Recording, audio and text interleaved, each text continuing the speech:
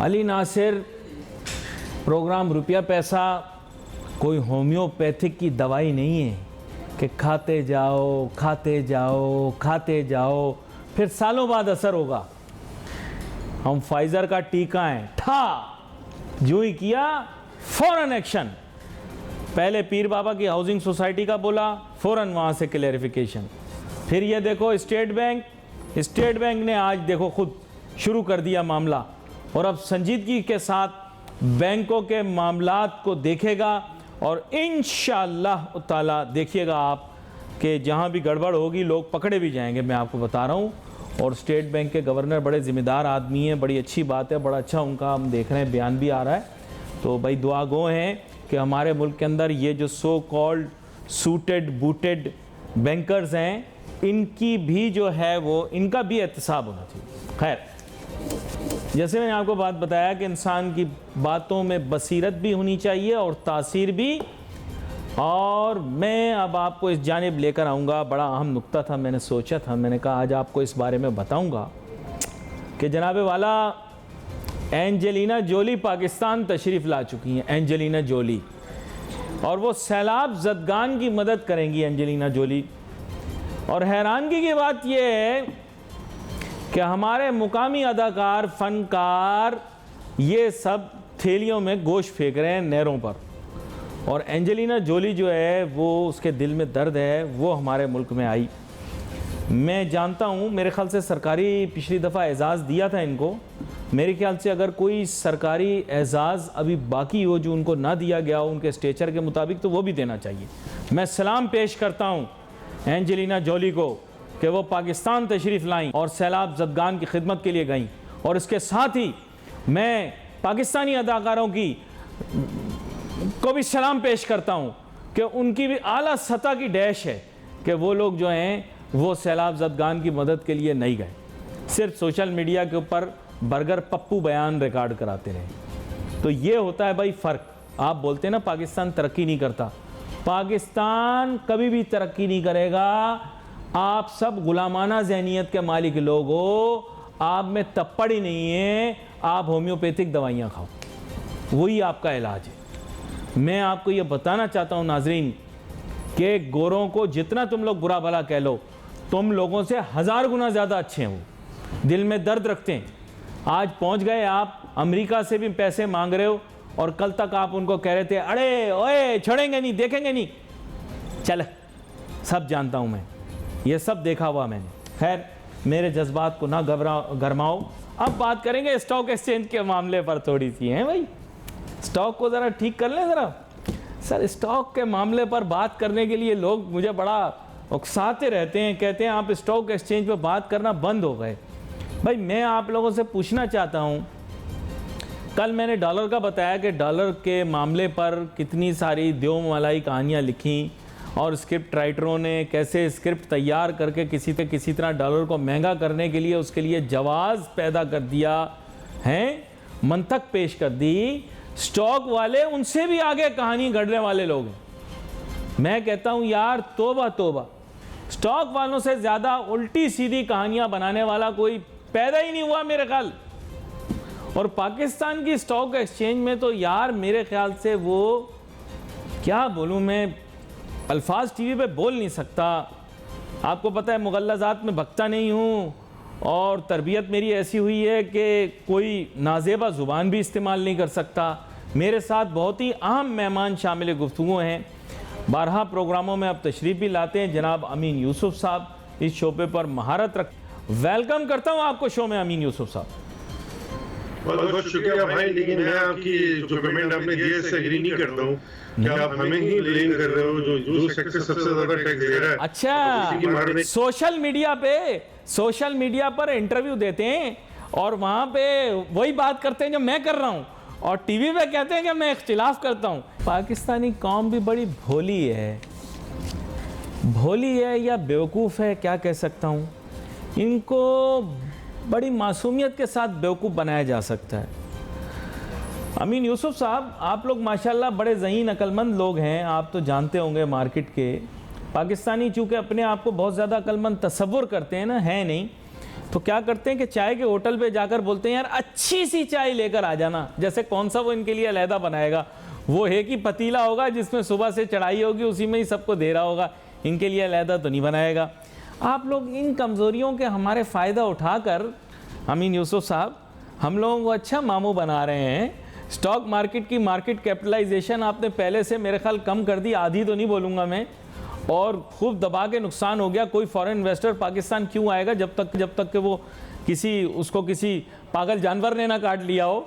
आप लोगों ने हमें सही मामू बनाया है। स्टॉक मार्केट के रिटर्न अभी भी अगर किसी ब्रोकर से पूछो तो कहता है बड़े बेहतरीन है। तो भाई मुझे बताएं क्या गेम कर रहे हैं आप जी, क्या गेम कर रहे हैं? ये हम तो कुछ गेम नहीं कर रहे हैं यार, कोई गेम नहीं कर रहे हैं। आप देखो ना, इकोनॉमी खराब हो रही है, पॉलिटिकल स्टेबिलिटी नहीं है, लोग डॉलर में खेल रहे हैं, उनको आप पूछ नहीं रहे हो। यहाँ आप कहते हो कि भाई यहाँ क्या कर रहे हो, इतने बड़े बड़े प्रॉफिट लोग बना रहे हैं, पैसा लेके आ रहे हैं, गेम खेल रहे हैं, उसकी तो कोई रिपोर्ट है नहीं भाई। हमसे रिपोर्टें मांग रहे हो, हम तो पूरे डॉक्यूमेंटेड है। कौन सा डॉक्यूमेंटेड है भाई करेंसी का? बताओ ना, कौन बंदा ले रहा है, बेच रहा है, जरा बताओ तो सही, डिस्क्लोज तो करो। नेशनल क्लियरिंग तो पूरा डिस्क्लोज करता है डेटा हमारा मेरे भाई। फॉरेनर ले रहा है, गोरा ले रहा है, काला ले रहा है, कौन ले रहा है, सब पता चल रहा होता है। तो फिर किधर है भाई, उसकी तो अकाउंटेबिलिटी करो। वो है अकाउंटेबिलिटी, को टैक्सेशन देता है, डॉलर के प्रॉफिट पे टैक्स लेते हो आप, हम तो पूरा टैक्स देते हैं मेरे भाई। ये तो बता दो जरा, डॉक्यूमेंटेड कितना है। आप मुझसे पूछ रहे हो, आप भी बिल्कुल यार मासूमाना सवाल करते हो। इतने मासूम तो आप हो नहीं। मासूम तो मैं नहीं हूँ, मैं तो बादामियाना सवाल करता हूँ आपसे। लेकिन ये कि मैं आपसे ये जानना चाह रहा हूँ कि जनाबे वाला, ये ठीक है आपकी बात वो, लेकिन इसमें देखें अगर कल को ये पता लगे कि जो पहले सट्टा बाज़ार में गर्म होते थे वही फॉरेक्स बाज़ार में गर्म है, तो फिर पोजीशन फिर ख़राब हो जाएगी ना आपकी आर्गूमेंट की। देखिए, एक मुझे मेरे बचपन में मेरे उस्ताद ने बताया, वन से सट्टेबाज ऑलवेज अ सट्टेबाज। तो आप देखें, मुझे अगर इसमें फॉरेक्स की मार्केट की आप बात करें, कहीं ऐसे ना हो आपके दोस्तों के ही नाम आ जाए उसमें, क्या कहते हैं आप? देखिए यार, किसी को आप रोक थोड़ी सकते हो। अगर स्टॉक एक्सचेंज का मेंबर है, वो कहेगा कुछ भी नहीं कर सकता कोई, आप उस पर कोई लगा सकते हो, हर एक का फ्रीली जो भी जिसको करना है। और जब डिस्क्लोज होगा तो पता चल जाएगा। पहले से आप स्पेकुलेट करना है कि भाई ये इधर का बंदा है, अगर किसी के पास प्रूफ है तो प्रूफ कर दे। और प्लस देखो, लोग मैचों पे भी लगाते हैं ना, फिक्सिंग होते हैं, मैच भी फिक्स होते हैं, मैचों पे भी शर्तें लगती हैं, फिर घोड़ों पे लगती हैं, पता नहीं किस किस पे लगती है। डॉलर कंट्रोल में था ना। देखिए, एशिया कप जब आपका हो रहा था तो डॉलर कंट्रोल में था। एशिया कप जो ही खत्म हुआ, देखो मैं इसमें कॉलोफेल में तजाद नहीं करता। देखो एक चीज से आपको रोकूंगा, आपको कंट्रोल करना है ना इसको। देखो बहुत सारे मेजर्स हैं जो कंट्रोल करने के, ठीक है ना। आप कर दें ओपन मार्केट से बाइंग बना कर दें, कोई परचेज नहीं कर सकता अनलेस आपका कोई कमिटमेंट है फॉरेन, आपने कोई इंपोर्ट करनी है, फिर आप डॉलर ले सकते हो, वो भी पूरे डॉक्यूमेंट्स दिखा के। आप डॉलर लेके बैंकों में जमा करा रहे हो, डिपॉजिट करा रहे हो, भाई ये सब बंद कर दो। अभी एक्स्ट्राऑर्डिनरी मेजर्स लेने की जरूरत है। ओपन मार्केट से वो ही ले सकता है जो ट्रैवल कर रहा है, वो डॉक्यूमेंट्स दिखाए, या फिर वो इंपोर्ट कर रहा है। डॉलर अब आपके बस की, पहले मेरी बात तो सुन लेना। नेसेसरी इंपोर्ट, वो नहीं कि गाड़ी मंगा रहा हूँ, ये मंगा रहा हूँ, वो मंगा रहा हूँ। आप ये दो चीजें कर दें, आप ओपन मार्केट से अलाउ नहीं करें किसी को भी। और करेंसी एक्सचेंज पे पूरा इनका जितना भी डेटा, इससे पहले भी यार आपके प्रोग्राम में बात हो चुकी है, मेरे ख्याल में 3 महीने हो गए, इससे पहले भी ये हुआ था, कहानी हुई थी, ऊपर गया था कि भाई पूरा डेटा डिस्क्लोज करो ना, कि भाई कंपनी ले रही है, इंडिविजुअल ले रहे हैं, कौन ले रहा है, नाम के साथ करो मेरे भाई, नाम के साथ पता तो चले, कौन को, आवाम को पता तो चले कि कौन ये गेम खेल रहा है भाई। उसमें कुछ पर्दा नशीनों के नाम आ जाएंगे सर, उसमें कुछ पर्दा नशीनों के नाम आ जाएंगे जिन्होंने शराफत का लिबादा पहन रखा है, समझा करें आप। इकोनॉमी डिस्टर्ब भाईजान, इससे इकोनॉमी डिस्टर्ब हो रही है, आपकी करेंसी स्टेबल नहीं है, महंगाई बढ़ रही है, स्टॉक एक्सचेंज में क्यों गिरावट है यार, आपकी करेंसी स्टेबल नहीं है। आपकी मार्केट की वजह से लोग डॉलर में सट्टा खेल रहे हैं। आपकी मार्केट ने लोगों को नेगेटिव रेट ऑफ रिटर्न दिया, उसके नहीं घट रही है, जिसके बाहर ऐसे उसके नहीं घट रही है मेरे भाई, ये तो जवाब दे दो। आपकी स्टॉक मार्केट की ठंडक की वजह से लोग सट्टा खेल रहे हैं डॉलर में। आपकी मार्केट, आप लोगों ने दावे किए चाइना आ जाएगा तो ये हो जाएगा, वो हो जाएगा। आपके पॉलिटिकल स्टेबिलिटी नहीं है कोई भी। देखो रिटर्न्स तो कंपनी दे रही है, ये तो मान लो ना, प्रॉफिट्स तो दे रही है, लेकिन आपने सुपर टैक्स लगा के पूरा डिविडेंड ही खत्म कर दिया। और भाई डिविडेंड दोगे तो कोई आएगा ना। अंडे, अगर मुर्गी अंडे नहीं देगी तो मुर्गी क्यों लोगे, अंडे वाली मुर्गी लोगे ना, जो अंडा रोजाना दे आपको। अपने हाथ से घर के जेवर बेचे आप लोगों ने, नहीं अपने हाथ से घर के जेवर बेचे आप लोगों ने। मैंने तो नहीं कहा था स्टॉक मार्केट चीनियों को बेच दो, आप लोगों ने खुद ही कहा हम बेच देते हैं। अब आप लोगों को इतनी पुरानी बातें नहीं करो, कि जिसको भेज दिए उसको भेज दिए। यार ये सब हिस्ट्री हो गई, अभी की बात करो। अभी हम दुनिया में बैठे हुए ना, अभी की बात करो ना, हालात जो हो रहे हैं उसकी आप बात करें। पुरानी तो फिर बहुत सारी चीजें खुल जाएंगी। अभी तो इंटरेस्ट रेट बढ़ा दिया अमेरिकनों ने भाई, इंटरेस्ट रेट अमेरिकनों ने बढ़ा दिया, डॉलर अब आपकी गेम ही नहीं रही। 24 घंटे में बैठना पड़ेगा यार। आप समझे नहीं, डॉलर तो अब आपकी गेम ही नहीं रही। गोरों ने तो इंटरेस्ट रेट बढ़ा दिया अमेरिकनों ने, अब आप क्या किधर से रोकोगे आप मुझे बताओ। तो भाई अमेरिका ने बढ़ा दिया तो मेरी वजह से थोड़ी बढ़ा है यार। उनकी इकोनॉमी में इन्फ्लेशन बढ़ा, दुनिया भर में इन्फ्लेशन बढ़ रहा है भाई, यहाँ भी तो बढ़ा। यहाँ क्या घटा है मेरे भाई? इंटरेस्ट रेट क्या घटा है स्टेट बैंक ने? तो आप लोग बढ़ाने दो ना फिर इंटरेस्ट रेट, आप लोग बढ़ाने नहीं दे रहे यार। आप लोग बढ़ाने दो ना। इन्फ्लेशन बढ़ेगा तो सब बढ़ेगा भाईजान, इन्फ्लेशन बढ़ेगा। इन्फ्लेशन क्यों बढ़ रहा है? आपकी करेंसी स्टेबल नहीं है, आप कन्वर्ट करते हो ऑयल इंपोर्ट करके, आपकी चीजें महंगी पड़ती है। तो यार महंगी बढ़ेंगी तो इन्फ्लेशन तो बढ़ेगा ना यार। फूड इन्फ्लेशन बढ़ेगा तो कोर इन्फ्लेशन क्या है? नॉन फूड एंड फूड को मिला के इन्फ्लेशन बनता है ना यार। मैं तो मान गया, मैं तो मान गया, ठीक है। आप भी माशाल्लाह, अच्छा, मुझे पता है आपने जवाब नहीं दिया। आप इंटरेस्ट रेट बढ़ने दो, आप तो लेके आओ, उनके तो नाम लेके आओ, हमसे बोल दो स्टॉक ब्रोकर ये वो है भाई। वो किधर है जो बंदे खेल रहे हैं इकोनॉमी के साथ? वो जरा लेके आए ना अगले प्रोग्राम में। सर बैठते हैं ना, आप लेके आओ, सारा डेटा निकलवाओ करेंसी कंपनी से और बोलो स्टेट बैंक निकाल के दे कौन गेम खेल रहा है भाई, किसने पैसा बनाया मुनाफा, किसने पैसा, कौन पैसा ले गया और कौन पैसा बना रहा है। देखें ये आप जो बात कर रहे हैं ना, ये मेरी सत्ता से बढ़ के है। जो बातें आप कर रहे हैं मेरी सत्ता से बढ़ के है। जब आपने सच बोलता है तो सही सतह पे सच बोलो ना, फिर तो आप नहीं तो आपके ख्याल से देखो पाकिस्तान में छोटा आदमी आज बैठ के प्रोग्राम करते हैं, स्टेट बैंक को भी बुलाएं, करेंसी वालों को भी बुलाएं, मजा आएगा, पता चल जाएगा कौन सही है कौन गलत है। पाकिस्तान में देखो मैं किसी के अगेंस्ट नहीं हूँ अली भाई। देखो हमें जो है ना इकोनॉमी इससे है ना डैमेज हो रही है। आपकी करेंसी स्टेबल नहीं है, आपका इन्फ्लेशन बढ़ रहा है, आपका इंटरेस्ट रेट बढ़ेगा, कोई भी नहीं आएगा यहाँ पैसे लेके मेरे भाई। आप देखो एक तरफ आप बोल रहे हो महंगाई बढ़ गई, फिर आप बोल रहे हो मैं इंटरेस्ट रेट भी नहीं बढ़ाना। भाई आपको इंटरेस्ट रेट बढ़ाने देना पड़ेगा, फिर ये मामला थोड़ा रुकेगा। आप इंटरेस्ट रेट बढ़ने दो ना, क्या मसला है? कितनी गिर जाएगी मार्केट, क्या हो जाएगा मार्केट को? 2% इंटरेस्ट रेट बढ़ेगा, बढ़ाने दो, क्या मसला है? आप चाह रहे सारी इंडस्ट्रियां बंद हो जाएं, सब टेक्सटाइल बंद हो जाए, सब कुछ बंद हो जाए, फिर आप बैठ के यही करते रहे गेम, हम खाली प्रोग्राम ही करेंगे रोजाना सब बैठ के। लेकिन अमेरिका वाले भी ये, अच्छा फिर इस हिसाब से तो अमेरिका सर, अमेरिका के जो आप देखें भाई यहाँ पे मसला सुन लो ना, यहाँ पे वो मसला है ही नहीं। यहाँ पे जो मसला ये है कि जो चीजें महंगी होती हैं तो महंगी बिकती है, जब सस्ती होती है, एडिबल ऑयल सस्ता हो तो सस्ता क्यों नहीं बिक रहा मेरे भाई? तो इन्फ्लेशन जो है ना, वो इन्फ्लेशन वो नहीं है, रियल इन्फ्लेशन नहीं है। ये जो है एक तरह से एडमिनिस्ट्रेटिव वीकनेस है हमारी मेरे भाई।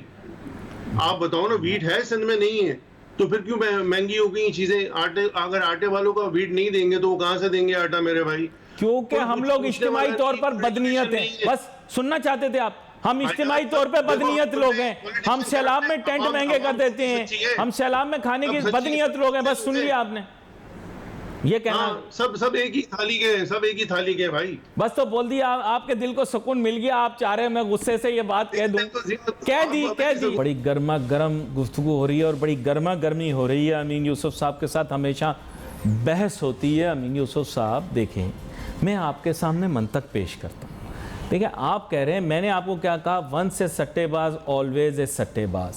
प्रॉब्लम ये है कि लोगों के पास एक गेम थी जिससे पैसे भी बनते थे।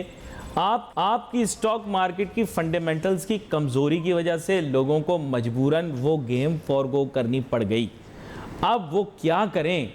और जो आपने बात की क्रिकेट की, घोड़ों की, वो अपनी जगह है, लेकिन पहले बड़ा सरमाया स्टॉक मार्केट में लगता था, लोग एंटरटेन होते थे, पैसे भी बनते थे। आपकी मार्केट ने इतना ज़्यादा नेगेटिव रिटर्न दिए यार। दुनिया में डॉलर में मेजरमेंट होती है, डॉलर में मार्केट कैपिटलाइजेशन आपकी मार्केट की कहाँ खड़ी हुई है? आपके मार्केट के रिटर्न्स क्या हैं यूएस डॉलर में? सर आप समझा करो, आप कारोबारी आदमी हो, आप दुनिया घूमे हुए हो। कौन, आप मुझे बताओ, शिंजिन के स्टॉक एक्सचेंज के साथ आप कंपैरिजन करोगे तो डॉलर में करोगे, NYSE के साथ करोगे डॉलर में करोगे, कैक के साथ, फुटसी के साथ, हैंगसेंग के साथ सब डॉलर में करोगे, निके के साथ। तो आप मुझे बताओ कि कैसे ये पॉसिबल है? आपकी मार्केट रिटर्न नहीं दे रही, मान जाओ बात नहीं दे रही, तो लोग फेड अप हुए हैं। सर मैं बिल्कुल आपसे एग्री नहीं करता हूँ। रिजल्ट्स आप कंपनीज के देखें, पीएसओ के देखें, आप कैपको के देखें, सबके रिजल्ट्स अच्छे आ रहे हैं मेरे भाई। रिजल्ट्स कौन से खराब है? अच्छा, अब एक और चीज आप शेयर प्राइसेस थकी हुई है ना, शेयर प्राइसेस थकी हुई है। अभी आपने अभी रिटर्न की बात की सर, रिटर्न की आप पहले मुझे फिनिश करने थे। रिटर्न की आपने बात की ना, डिविडेंड यील्ड जो होती है 15-16% कौन सी मार्केट देती है मेरे भाई, ये बता दो। और कौन सी बैंक्स जो है इतने स्प्रेड कमाती है जो हमारे बैंक्स कमाते हैं? इसको तो आपको मानना चाहिए। आप मानते हैं नहीं मानते? कंपनीज के डिविडेंड यील्ड देख लें आप, दूसरी कंपनीज दूसरी जगहों पे कंपैरिजन। ये मानता हूं ठीक है, मार्केट घट गई, गिरावट आई है, आपको कैपिटल गेन की जगह कैपिटल लॉसेस हो रहे हैं, लेकिन लॉसेस तब होते हैं जब देखिए इन्वेस्टर ऐसे नहीं कह सकते कि यहाँ लोग स्पेकुलेशन करने के लिए आते हैं, सट्टा खेलने के लिए आते हैं। भाई यहाँ लोग होल्डिंग भी करते हैं, डिविडेंड भी खाते हैं। हर किस्म का इन्वेस्टर होता है, एक डे ट्रेडर होता है, एक शॉर्ट टर्म ट्रेडर होता है, शॉर्ट टू मीडियम काम कर रहा होता है, एक लॉन्ग टर्म होता है। लॉन्ग टर्म इन्वेस्टर तो भाई हमेशा एक्यूमुलेशन करने के लिए 13% बैंक देगा, 13% बैंक देगा, 15% स्टॉक मार्केट देगा। आप मुझे बताओ, मैं बैंक से लूंगा स्टॉक के पास जाऊंगा? 13% बैंक दे रहा है, 15% स्टॉक मार्केट दे रहा है। वही तो। अच्छा, आप मेरी बात आप मान रहे हैं ना? अब क्यों 13%, 14% हो गया? आपकी करेंसी वीक हो गई, आपका इन्फ्लेशन बढ़ गया। अब आप मेरी बात पे आ गए, जो मैं आपको पहले कह रहा था ब्रेक से पहले कि भाई आपकी करेंसी वीक होगी तो आपका इन्फ्लेशन बढ़ेगा, इन्फ्लेशन बढ़ेगा तो आपका डॉलर भी, आपका इंटरेस्ट रेट भी बढ़ेगा। तो मेरी वजह से तो इंटरेस्ट रेट नहीं बढ़ रहा ना भाई, मैं तो डॉलर में नहीं गेम खेल रहा हूँ ना। जो खेल रहा है उसको पकड़ो, वो तो इकोनॉमी को डिस्ट्रॉय कर रहा है, डिस्टर्ब कर रहा है। इससे देखो एफडीआई भी नहीं आएगा, जिसको एफडीआई लाने होंगे वो भी रुक जाएगा भाई। कहेगा मैं तो अपना डॉलर लेके आऊंगा, मुझे कितने डॉलर वापसी में मिलेंगे? आप मुझे बताओ फिर, अच्छा मुझे सच सच बताओ, फिर आप पढ़े हुए हो इस चीज के, आप इस फील्ड के एक्सपर्ट हो। देखो लोगों को नहीं पता, आप इस फील्ड के एक्सपर्ट हो, फिर मुझे बताओ हमारे पास क्या टूल है महंगाई को कंट्रोल करने के बजाय, सिवाय मॉनेटरी पॉलिसी के? क्या करें फिर हम? आप बताओ। हम इंटरेस्ट रेट ही बढ़ा सकते हैं ना उसको कंट्रोल करने के लिए, और क्या करेंगे? मैं पहले ही बता चुका हूं अली भाई, जो चीजें मंडी में चले जाओ, सब्जी मंडी में, और जो ठेले पे चीजें बिकती कितने की बिकती है जरा ये देख लो। मिडलमैन पूरा प्रॉफिट वो खा जाता है, फार्मर को वो रिटर्न मिलता नहीं। मिडलमैन को आप कभी पकड़ते नहीं हो कि क्यों ऐसे माफिया है जिसको आप हाथ नहीं डालते हो आप। वो टैक्स भी नहीं देता, वो प्रॉफिट भी कमाता है, वो महंगाई भी करता है। तो भाई उसको पकड़ो ना। जब तक आप उसको नहीं पकड़ोगे मिडलमैन को, वो जो मंडी में चीजें बेच रहा है, जो फार्मर से लेके आता है, बेचारे ठेले वाला आता है, उसके क्या कसूर है? उसका क्या प्रॉफिट वो कमा लेता होगा भाई? मेन तो मिडलमैन है जो फार्मर से चीजें लेता है मुफ्त के दाम पे, और वो अपने अपने मनमान रेटों पे बेच रहा होता है, उसको टैक्सेशन भी नहीं दे रहा होता। मंडी में जाके देख ले कितनी बड़ी बड़ी गाड़ियां खड़ी हुई हैं, और वो बंदे पेंसिल से खाता लिखते, उसको कोई नहीं पकड़ता। क्यों नहीं पकड़ता भाई? क्यों भाई? हम ही खाली टैक्स देंगे, आप ही दोगे, दूसरे लोग ही देंगे, वो क्यों नहीं देंगे मेरे भाई? वो क्या फरिश्ते हैं? कहां से आए? कौन सी मखलूक है वो? यानी सबके दुश्मन हो गए, डॉलर वालों के आप दुश्मन, फ्रूट वेजिटेबल वालों के आप दुश्मन हो गए। बोले खाली स्टॉक मार्केट को कुछ नहीं को, बाकी सारी दुनिया को पकड़ लो। सर मैं हम कौन सा बता दो ना, सारी चीजें डॉक्यूमेंटेड, बटन दबाते हो टैक्स देते हो। आप मुझे बता दो मिडलमैन कौन सा भाई? आप मुझे ये बता दो क्रॉस लिस्टिंग कहाँ है? आप मुझे बता दो लेवरेज प्रोडक्ट कहाँ है? आप मुझे बता दो फॉरेन इन्वेस्टर कहाँ है? मुझे इन सवालों के जवाब दो भाई, सारी दुनिया के छोड़ो। आप अपनी करेंसी तो स्टेबल करो मेरे भाई। पहले फॉरेन इन्वेस्टर जब ही आएगा जब आप करेंसी स्टेबल नहीं करोगे। भाई 2017 से क्रॉस लिस्टिंग हो रही थी, क्रॉस लिस्टिंग कहाँ है? चाइनीज शेयर्स कहाँ है? ये मैं जानना चाह रहा हूँ। चाइनीज जो लेकर आए थे खींच के, फिर रुक जाओ। अब आप इतनी सख्ती करोगे एएमएल की सारी चीजें आप करे, प्रॉपर्टी वालों पे तो आप हाथ नहीं डालते हो। जितने प्रॉपर्टी डीलर, पता है आपको पाकिस्तान में कितने प्रॉपर्टी डीलर हैं? हाँ मुझे पता है, उनमें से बहुत सारे स्टॉक में भी काम करते हैं। तो मैंने सुना है उनमें से बहुत सारे स्टॉक में भी काम करते हैं। आप कहते हो कि भाई स्टॉक ब्रोकर ही बदमाश है, खराब है, बाकी पूरे फरिश्ते हैं पूरी दुनिया में भाई बैठे में। ये क्या बात हुई यार? मैंने ऐसा कुछ नहीं कहा। मैं आपको क्लियर कर दूं कि आपके कहने का मकसद यही है ना, आप बोल दो ना यार, स्ट्रेट फॉरवर्ड। आप मेरे मुंह से चीजें निकलवाना चाह रहे हैं। आप चाह रहे हैं कि मैं ये बात बोलूं कि कंस्ट्रक्शन में, प्रॉपर्टी में गेम प्लेयर स्टॉक वाले खुद भी हैं। आप चाह रहे हैं मैं अपने मुंह से बोलूं ये बात? भाई सिवाय जो आप लोगों ने एक हाथी शिकार किया था, सिवाय जो आपने एक हाथी शिकार किया था, बाकी तो सारे के सारे जो है स्टॉक वाले प्रॉपर्टी में बैठे। लगा सकते, कैप नहीं लगा सकते भाई, पूरी फ्री वर्ल्ड है। जिसको जहां करना है वो काम करे, जिसको जहां मार्केट अच्छी लगती है वो काम करे। आप भी करो, आपको किसने मना किया? मैंने रोका नहीं, हुआ फिर है? आपने फिर मेरी बात मान ली ना। इसके माने ये हैं कि स्टॉक मार्केट लुक्रेटिव नहीं रही, वरना स्टॉक मार्केट को छोड़ के कोई कंस्ट्रक्शन रियल एस्टेट का काम क्यों करेगा? भाई यार, नहीं, अरे यार, नहीं, अच्छे से इन्वेस्टर क्या करेगा? जो जिसको रिटर्न, इन्वेस्टर जो है ना रिटर्न का होता है, स्टॉक मार्केट रियल एस्टेट किसी का भी नहीं होता भाई। किसी के भी इन्वेस्टर का नेचुरल है। आप दुनिया भर के मार्केट्स में चले जाओ, कमोडिटीज में अगर बस्ट होंगी तो इक्विटी में चले जाएगा, नहीं तो फिक्स में चले जाएगा। भाई इतने हेज फंड्स बने हुए, बाहर बने हुए, वो तो हमारे पास तो इतने फंड्स है नहीं। उसमें तो इक्विटी भी होती है, उसमें तो कमोडिटीज भी होती है, उसमें तो रियल एस्टेट भी होती है, उसमें तो फिक्स भी होता है। आपके पास कॉम्बिनेशन ऑफ फंड्स किधर है मेरे भाई? आप बता दो लोगों ने जिसमें सारे कहा कि हम स्टॉक नहीं, देखें आप पॉइंट से घुमा रहे हो मुझे। मैं आपसे पूछ रहा हूँ, आप लोगों ने कहा स्टॉक मार्केट हम चाइनीज को बेचेंगे, हमारी इक्विटी मार्केट यहाँ से वहां पहुंच जाएगी। मैं उस सवाल का जवाब ले रहा हूँ।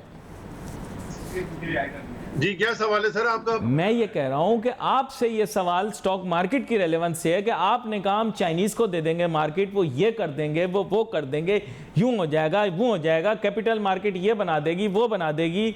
मैं ये जानना चाह रहा हूं भाई, उस पर पेशरफ्त क्या हुई? ये तो चलो सही है, आपकी सारी बातें मान लेता हूं भाई, ये तो मैं नहीं बता सकता। ये एक्सचेंज से पूछे, एक्सचेंज के जो नुमाइंदे उनसे पूछे, और चाइनीज को बुला के पूछे। मुझे क्या पता अंदर क्या हो रहा है? कितना अरसा आप बोर्ड पे बैठे हो, ऑफिस बेयरर रहे हो यार। बोर्ड में अभी तो मैं नहीं हूं ना सर। जो बोर्ड में उनको बुलाए, आप मैनेजमेंट को बुलाए और चाइनीज को बुलाओ भाई। अभी का हाल मैं तो नहीं बता सकता, मेरे पास कोई तोता तो है नहीं जो फाइल निकाल के बता देगा भाई क्या हो रहा है अंदर।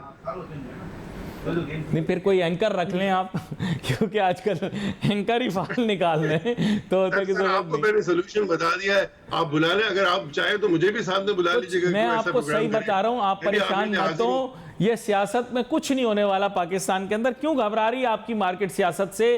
कांटे की टक्कर जारी है, दोनों अपने मवाद और मंतक पेश कर रहे हैं। जनाब अमीन यूसुफ साहब के साथ मैं कोशिश कर रहा हूं कि मैं मुकाबला कर सकूं, लेकिन ज़ाहिरी बात है वो बड़े तेज़ हैं, हाजिर दिमाग हैं, और जिसे मैं कहूँगा बड़ी फरेवानी है उनकी बातों में, तो शायद हार जाऊं उनसे गुफ्तगू में। लेकिन कोई बात नहीं, सवाल तो फिर भी करूँगा।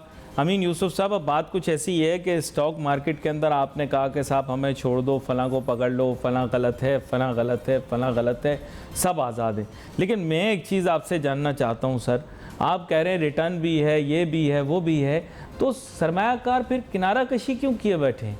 एक दौर था हर शख्स स्टॉक मार्केट की बात करता था, अब तो लोग स्टॉक मार्केट की बात नहीं करते। इंडस्ट्रियलिस्ट के दफ्तरों में जाता हूं तो उन्होंने पीर बाबा की हाउसिंग सोसाइटी की फ़ाइलें रखी हुई होती हैं, वो कहते हैं साहब ये फ़ाइल ख़रीद लो, वो फ़ाइल ख़रीद लो। हर शख्स तो ब्रोकर बना हुआ है पीर बाबा की हाउसिंग सोसाइटी का। तो आपका सारा काम तो वहाँ चला गया, और जो बचा कुचा था वो डॉलर की तरफ चला गया। तो सर इसको बचाओ ना अपनी स्टॉक मार्केट को। भाई आप भी माशाल्लाह से यार इतने पुराने बंदे हो, और आप ऐसे कैसे कह सकते हो आप मेरे से मुकाबला नहीं कर सकते? माशाल्लाह से आप बड़े अच्छे प्रोग्राम करते हो, और आपके साथ हमने को एंकरिंग भी की हुई है, आपको पता है। तो आप माशाल्लाह से यार आप जीते हो, ऐसे नहीं है। आप ऐसे ही बातें नहीं करो, मुझे शर्मिंदा कर रहे हो। ठीक है, अब आ जाते हैं स्टॉक एक्सचेंज में। देखिए स्टॉक एक्सचेंज में आपने खुद ही कह दिया कि वहाँ लोग चले गए, तो आपने वहाँ एवेन्यूज रख दिए, आपने लेवल प्लेइंग फील्ड नहीं की। आपने स्टॉक एक्सचेंज में कैपिटल गेन डिफरेंट रखा, रियल एस्टेट में डिफरेंट रखा। तो भाई यहाँ ज्यादा टैक्स लगेगा, जहाँ कम टैक्स लगेगा आप उधर जाओगे, कि जहाँ ज्यादा टैक्स लगेगा वहां जाओगे। तो आपने खुद ही डिस्क्रिप्शन क्रिएट कर दी यार, क्योंकि वो ड्यूरेबल प्रोडक्ट दे रहे हैं, वो ड्यूरेबल प्रोडक्ट दे रहे हैं, आप ड्यूरेबल प्रोडक्ट दे रहे हो। देखो ड्यूरेबल प्रोडक्ट, यहाँ बात होती है रिटर्न्स की बात हो रही है। जब आपको रिटर्न्स मैक्सिमाइज मिलेंगे, capital gain tax stock exchange पे ज्यादा होगा, रियल एस्टेट पे कम होगा, तो यार नेचुरल है जहां आपको मुनाफा ज्यादा होगा, टैक्स कम देना पड़ेगा, आप वहीं जाओगे। किसी भी अच्छे इन्वेस्टर से आप जाके पूछ लो। देखो सारी एसेट क्लास होती है, आप सब पे एक ही रखो टैक्सेशन। अगर एक रखोगे फिर मुझसे पूछना हाँ भाई क्यों नहीं आ रहे लोग। देखो रिटर्न्स हैं, मैं मानता हूँ, ठीक है, हमारे जो इन्वेस्टर्स कम हुए हैं, हमने इतना, मैं ब्रोकर भी इसमें रिस्पॉन्सिबल है, हमने कोई इतनी मार्केटिंग नहीं की, हमने लोगों को बताया नहीं। लोगों को अभी भी लोगों को यार पता ही नहीं है। दुनिया भर में अगर देखो अली, आप एनालिसिस करो, दुनिया भर में हर जगह इन्वेस्टर्स कितने हैं। बांग्लादेश में देख लो कितने इन्वेस्टर का साइज है, आप उसको इन्वेस्टिगेट करो ना, क्यों नहीं है। आपने यहाँ पे एएमएल की आपने इतनी चीजें शरायत रख दी हैं, भाई तुम्हारी इनकम कितनी है, तुम्हारा टैक्स रिटर्न क्यों देना पड़ेगा। यार टैक्स रिटर्न में वेल्थ होती है, हर कोई नहीं देता टैक्स रिटर्न। वो कहता है यार मेरी कॉन्फिडेंशियल है, टैक्स रिटर्न में मेरी इतनी चीजें हैं जो मैं आपको क्यों बताऊं। दुनिया भर में कहाँ होता है यार, आप सिंपल 1 क्लिक पे अकाउंट खुल जाता है। आप कहते हैं यहाँ के लोग मनी लॉन्ड्रिंग करेंगे, मेरे भाई ये बता दो रियल एस्टेट में करेगा, यहाँ क्वांटम कितना बड़ा है यार, कौन अरबों रुपए के लोग यहाँ स्टॉक एक दिन में ले रहे होते हैं। प्रॉपर्टी में आप कह सकते हैं कि भाई एक 10 करोड़ का प्लॉट 1 करोड़ में ट्रेड हो रहा है, 9 करोड़ कहाँ जा रहा है, वो तो फिर ऊपर से ही पैसा आ रहा है ना भाई, वो तो साफ साफ नजर आ रहा है कि आप ऊपर से पैसा दे रहे हो, तो वो सोर्स ऑफ इनकम किधर है। तो आपने डिस्क्रिशन तो खुद ही क्रिएट कर दी ना मेरे भाई, लेवल प्लेइंग फील्ड तो दोनों जगहों पे होना चाहिए। अगर उधर सकती है तो उधर, यहाँ सकती है तो उधर भी सकती करो। फिर मेरे से पूछना भाई क्यों इन्वेस्टर नहीं आ रहा है, फिर आप मेरे से सवाल करना प्रोग्राम में आके, पहले आप उसको सही तो करो, एड्रेस तो करो। आप करते नहीं हो, स्टॉक ब्रोकर की आप बात करते हो। आप रियल एस्टेट में जो एजेंट होता है, जो काम करता है, हमसे ज्यादा क्वांटम होता है जिसका जो प्रॉपर्टी में इन्वेस्टमेंट करवा रहा होता है, उसकी अकाउंटेबिलिटी क्या है। अगर कोई इन्वेस्टर चीट करके रियल एस्टेट का बंदा खा जाता है, एजेंट खा जाता है, उसको कोई पकड़ सकता है? नहीं पकड़ सकता। हमारे ऊपर एक्सचेंज है, एससीसीपी है, पूरी कंप्लायंस है भाई, 100% कंप्लायंस। तो मैं मान रहा हूँ ना, सुने तो पहले आप लोगों की बात में वजन था, आप खुद भी बोर्ड में बैठते रहे, एससीसीपी भी आपकी बात सुनता था, एफबीआर भी आपकी बात सुनता था। इस तक के एक वक्त ऐसा आ गया था कि आपकी मार्केट इतनी तेज थी कि प्राइम मिनिस्टर जनाब शौकत अजीज साहब, जो कि अब तो मुशर्रफ साहब को भी नहीं पहचानते, लेकिन आप लोगों के साथ हॉटलाइन पर हुआ करते थे और कहते थे कि जो काम है मुझे बताओ, मैं करके दूंगा, गलत बोल रहा हूं तो इस्लाह कर लें।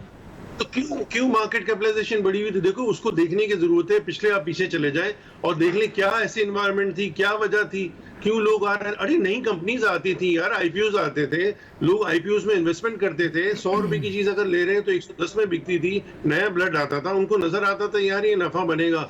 आपने पहले, सबसे पहले तो आपने डिस्पैरिटी कर दी, आपने रियल एस्टेट और इक्विटी मार्केट और टैक्सेशन में आपने रद्दोबदल करके आपने वहां एडवांटेज दे दिया, यहाँ नहीं दिया।